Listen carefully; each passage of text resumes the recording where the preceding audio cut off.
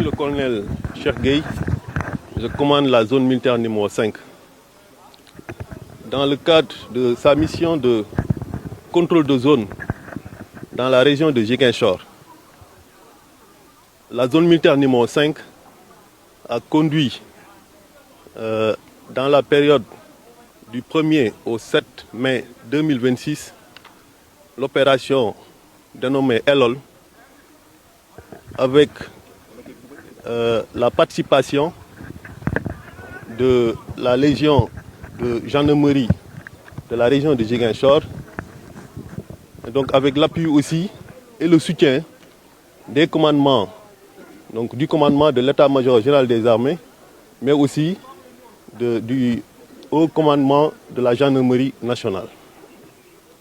Cette opération Elol fait suite à l'opération Kalekai que la zone militaire numéro 5 a conduite au courant du mois de mars 2026 dans la zone située au nord de Kadiolog, au niveau de la frange frontalière avec la Gambie. Pour rappel, cette opération Kalekai est une opération conduite dans le cadre d'une manœuvre offensive, donc de coercition, pour tout d'abord neutraliser les bandes armées qui commençaient à se sanctuariser dans cette partie de la France frontalière, mais aussi détruire des champs de chanvre indiens qui avaient été détectés dans cette zone. Et effectivement, à l'issue de cette opération, tous les champs d'une superficie assez importante ont été détruits, mais aussi les bandes armées qui agissaient en entretenant cette économie de guerre dans cette partie. Ces bandes armées aussi ont été neutralisées. Sans oublier qu'aussi pendant cette opération, nous avons réussi à désorganiser, à détruire une base située sur la France frontalière, et donc ça a participé à désorganiser en tout cas cette faction qui s'attelait à entretenir ces champs de chanvre indiens. Et donc l'opération Elol que nous venons de terminer avait effectivement pour objectif d'agir ou de frapper le cœur de l'économie criminelle et de guerre sur cette partie du Nord Xinjiang. Donc dans la zone comprise entre Djundji, Djei, Bala Bassen, Bala Ougou Nord et Nialé. Donc pendant ces 6 jours ou 7 jours, nos unités, avec l'appui des unités de la gendarmerie nationale, disposant aussi de moyens assez importants, ont mené cette opération avec beaucoup de succès. Donc c'est le lieu de saluer la synergie, la coordination des actions avec la Légion de la gendarmerie, les unités de la zone militaire numéro 5, toutes les unités avec leurs appuis, mais aussi et surtout avec la participation des unités de la Légion de la gendarmerie nationale. Donc cette opération, comme je vous l'ai dit, a connu beaucoup de succès dans la mesure où elle s'est déroulée sans difficulté majeure parce que je vous l'ai dit, c'est avec l'opération Kalekai qu'on a désorganisé cette faction.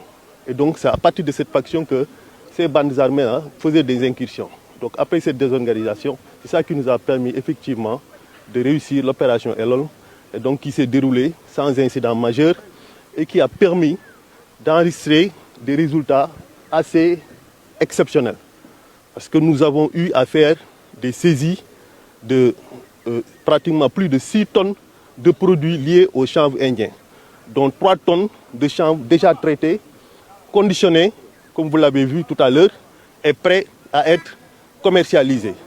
Et si nous faisons une évaluation de ce produit, ça dépasse pratiquement, je pense que les gens de la douane pourront après faire l'évaluation, mais je pense que ça dépasse les 400 millions de produits saisis.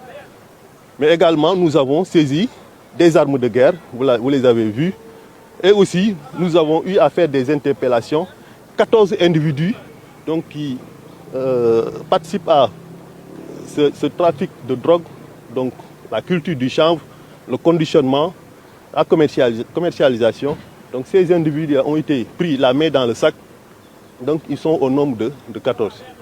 Et comme je l'ai dit tout à l'heure, ce trafic participe à l'économie de guerre, mais aussi l'économie criminelle. Et quand on parle d'économie criminelle, c'est tous ces gens-là, disposant de ressources assez importantes, qui sont là, qui tournent autour, qui sont là, qui sont dans la zone et qui financent la culture du chanvre indien, mais aussi qui financent le conditionnement du chanvre indien et aussi qui assurent la commercialisation. Donc c'est des gens qui profitent effectivement du contexte d'insécurité de la zone.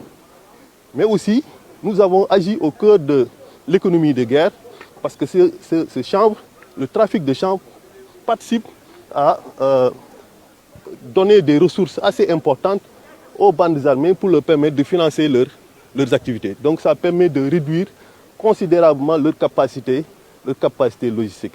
Et donc si on a pu avoir ces résultats, c'est grâce à l'engagement, au professionnalisme, mais aussi à la synergie et la bonne coordination des unités qui ont été engagées dans cette opération, et à la tête desquelles nous avons le lieutenant-colonel Adamassi, le chef de corps du bataillon de parachutistes, donc qui a commandé toutes ces unités et qui a fait un excellent travail. Donc c'est l'occasion encore une fois de féliciter toutes les unités donc engagées dans cette opération, mais surtout aussi de remercier les commandements des armées, mais aussi de la gendarmerie nationale, qui nous ont accordé leur confiance en mettant à notre disposition des moyens assez importants qui nous permettent maintenant tout le temps de pouvoir avoir du renseignement sur les zones de culture, mais aussi ces moyens nous permettent effectivement de faire des destructions assez rapides et aussi de détecter les champs de chanvre. Parce qu'il faut le savoir, les gens avec l'expérience, mais aussi avec la présence, pour la première fois, en tout cas exceptionnelle du Sino Group, nous avons pu en tout cas trouver des champs de chanvre dissimulés un peu partout, dans des caches enterrées, donc sur les toits, un peu partout. C'est donc grâce à ces moyens exceptionnels mis à notre disposition par les commandements que nous avons pu effectivement enregistrer ces résultats très satisfaisants, ces résultats exceptionnels.